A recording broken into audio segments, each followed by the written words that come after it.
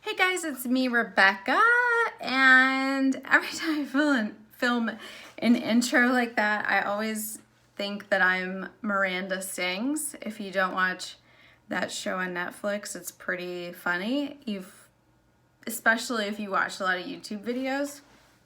It's actually a character that this girl created, and Netflix turned it into a show on YouTube, so it's pretty funny. But anyway, so she's like, hey guys. Anyway, all right, let's just jump into it. Today, I'm gonna move my chair here.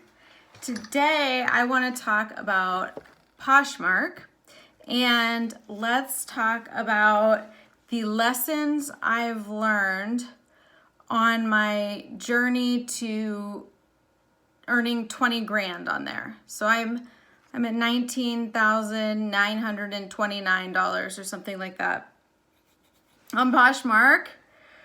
I never in a million years would have thought that I would have hit that number, especially after everything that I have been through.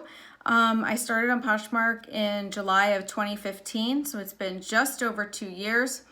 And I'm very, very excited about the prospects of what is going to happen in this year. So I thought what I would do is go through my 10 lessons I learned in the last 2.5 years, and kind of what I've done and what I think are most important as you grow and you make more sales on there. So when I first started selling on Poshmark, I was just selling like stuff out of my own closet, just as a hobby, the same way that I used to sell on eBay, or I do used to sell on eBay. And it really wasn't anything. I would list some stuff. I really didn't care if I made sales or not, because it was just stuff that I was trying to get out of my house. And then when I got sick, I did decide that I was going to turn my little hobby into a business, and I started to take it a lot more seriously. So last year is the first year that I really, really put a lot of effort into Poshmark. And I sold, I should have written this down. It's on my Instagram page, but I think it's about 500 and some sales this year. Well, I'm recording this on my phone, so I can't check. But anyway, I'm at almost 900 sales. So about 500 of them came from last year, 550. So that's a lot. It's only about half of what I was selling on eBay. But you have to remember, on eBay, I'm also like clearancing out stuff. Several things sold for 99 cents, things that I couldn't sell on Poshmark. So it really isn't the best indicator, of what sells where. I've just been able to use my own data to infer some things about Poshmark and what I plan to do moving forward. But let's talk about lessons that I've learned. So number one of the biggest lessons that I think that I've learned is the importance of quality photos.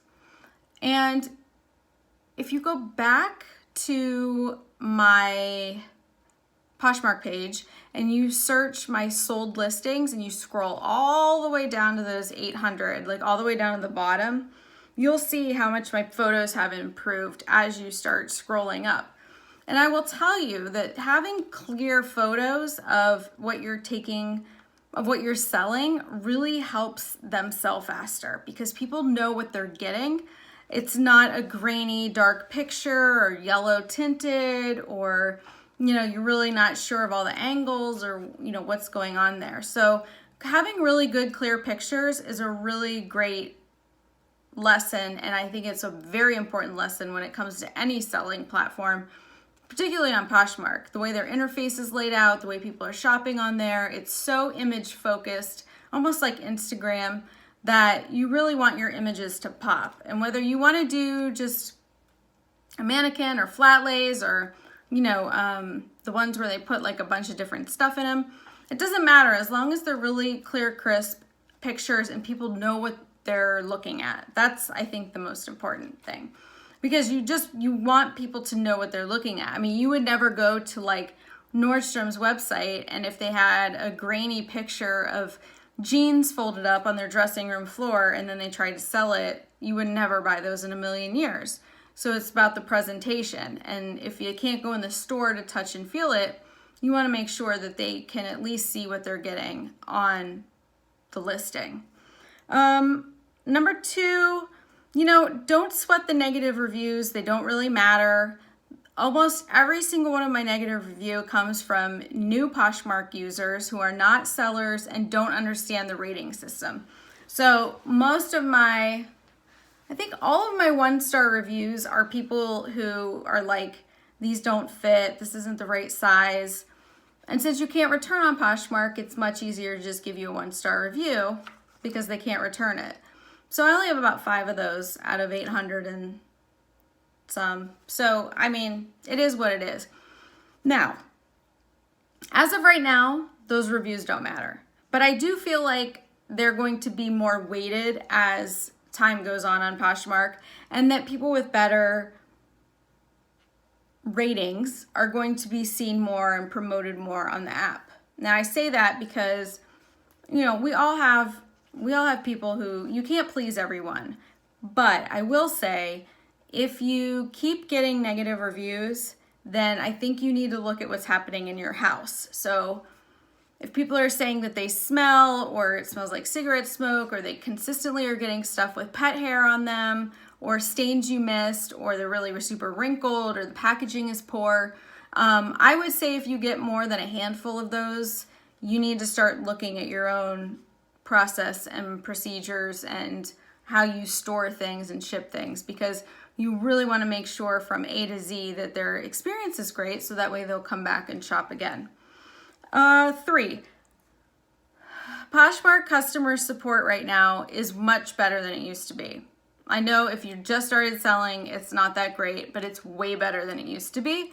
They really need a phone number. They really, really need a 1-800 phone number for customer support, and for sellers maybe to call somebody. You need to be able to get a hold of somebody at this company. And that's been one of my biggest frustrations and complaints with them since I started selling, was their customer service is lacking and you can't ever get a hold of anyone. And before, it took like 3 days to get a response back. Now they've hired some like virtual assistants to manage them. So you get a response a lot quicker. It's not always the response you want, and they don't always understand what's happening, but at least you're getting a response. The new changes that occurred, number 4, the new changes that occurred as far as going from a suggested user to a Posh ambassador and how they have impacted sales. My sales did go down quite a bit when they, implemented this new procedure.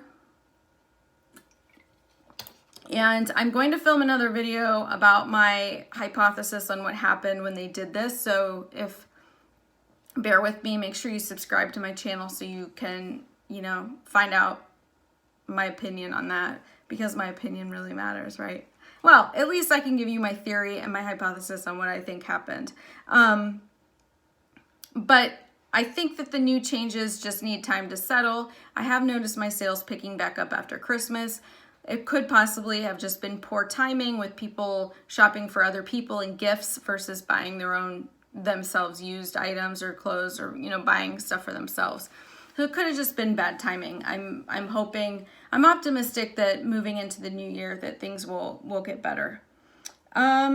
Next, my sales prices, number 5, are my sales prices and my profits are higher on Poshmark. It seems to be that people are willing to pay a higher price on Poshmark. And I know people complain about lowballers, but the reality is I get lowballers on every site I sell on. So it's not a Poshmark thing. If you're just starting reselling and you're just starting on Poshmark and you don't really understand what's happening, they do it everywhere. People do it. Everybody's trying to get a deal at a bargain. Don't take it personally. Just, counter with your best and final and stick to it. I just keep sticking to it. It's very rare if I decline an offer. Number 6 is, if you cover all your bases, it's hard to lose a case. And when a case opens on you, it means it's like an item not described. And so the Poshmarker is saying that the item that you presented in your listing is not the item that they received, or is not in the condition that they purchased it in. So if you are getting, number one, a lot of cases open against you, again, you need to look at your process and procedure. So to make sure that, you can remedy whatever these issues are that keep coming up. But if you have good descriptions, if you're very clear about any flaws, any issues with the items, you're taking pictures of everything you can. I have another video about what I take pictures of and how I make sure I cover all my bases with photos in my listings. And I think I've only lost, maybe I can count on one hand how many cases I lost, and 2 of those were because I sent the wrong size. So I'm really, really, really, really careful and cautious and detailed when it comes to my listings to protect myself as a seller. And that way, if people come back and say that, something is wrong, I at least have, not only do I have physical proof in the photos, but my descriptions are very clear. So if, they come back and they say, hey, there was a stain on the arm, this wasn't disclosed, I can go back to the listing and clearly show that it was on there. If you get a case opened on you, make sure you check the email. The email has more information in it than the app does. That's the first thing.